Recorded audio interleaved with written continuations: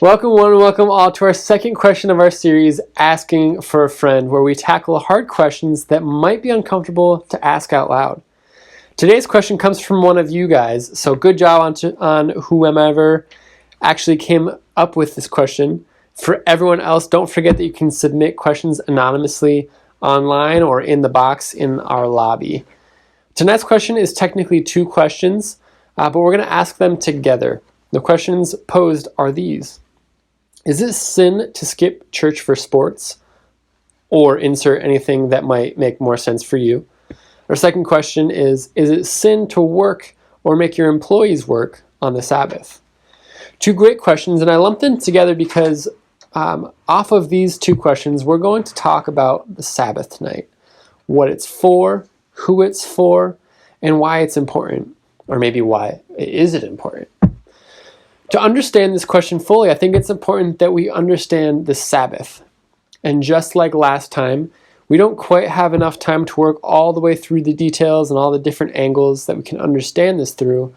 But what I'm hoping is that tonight and in the short time that we do have, that we give a good starting block to answer this question and even just to think further on it.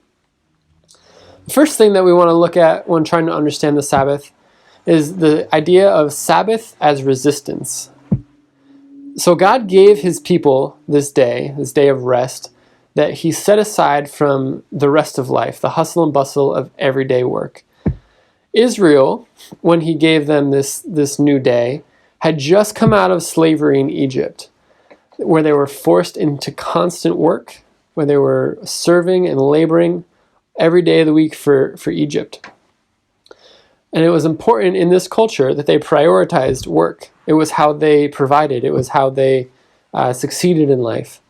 It would have been strange for anyone to take an entire day off. But God gave this day for them to remind them who they belonged to. They belonged to God, not to Egypt. They were a slave to no man. No amount of work would provide for them. No amount of work would save them. Even when they were in the desert, after they escaped Egypt, when they were collecting manna and quail, they weren't collecting mail, they were collecting manna and quail. They would pick up extra on Fridays so that they wouldn't have to go and pick it up on the Sabbath. Because it reminded them that even though they weren't doing anything, they weren't collecting anything on Saturday, God provided for them nonetheless. And the same is true in our culture today. In America, if you stop to take a break, it's because you're lazy. It means that you're not going to get ahead in life, that you're not going to succeed. But now it's important, just as it was then, that we stop and we take a break from our everyday routines and rest and worship. Now, you may have heard me allude to the fact that the Sabbath was on Saturday, and that's true, but that doesn't mean that we should Sabbath on Saturdays, because when we come to worship on Sundays, we're actually celebrating something different. We're celebrating the Lord's Day.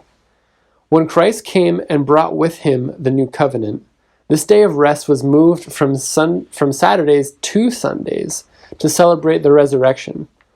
The first Easter, the first Lord's Day, became our example moving forward. This day to rest and to worship our risen God. So this Lord's Day is set aside for us as a people to rest from things that normally take our attention, our time, and give it back to God. Give him this time, give him this space. It's also a time for us to come together and worship as a body. And that statement is intentional. We are called to communal worship, not isolated worship on this day.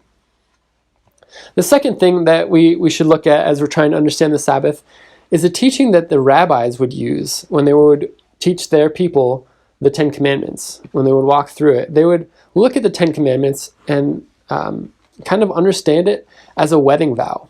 It was a commitment between God and his bride. When they would look at the Ten Commandments and they would teach through the fourth commandment, they would compare this commandment to the vows that are symbolized by a wedding ring.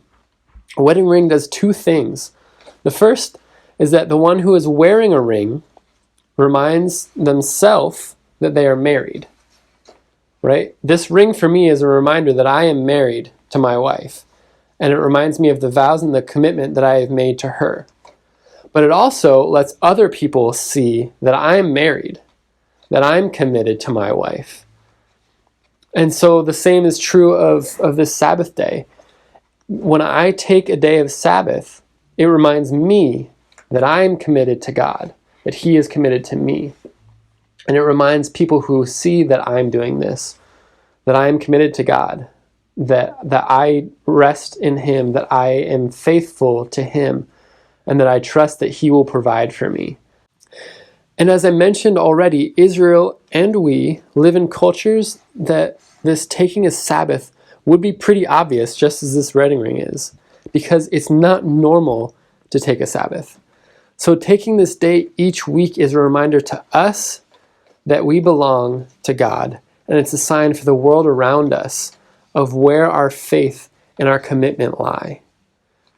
So as we sit down together in small groups and discuss this question about Sabbath, keep these things in mind. What were God's intentions for this day? What does this day communicate to our neighbors, to those in our community around us? Why is it important that we take this day of rest and worship? Enjoy your time in small groups tonight as we discuss tonight's question for a friend. Is it a sin to skip worship? Is it a sin to work on the Sabbath?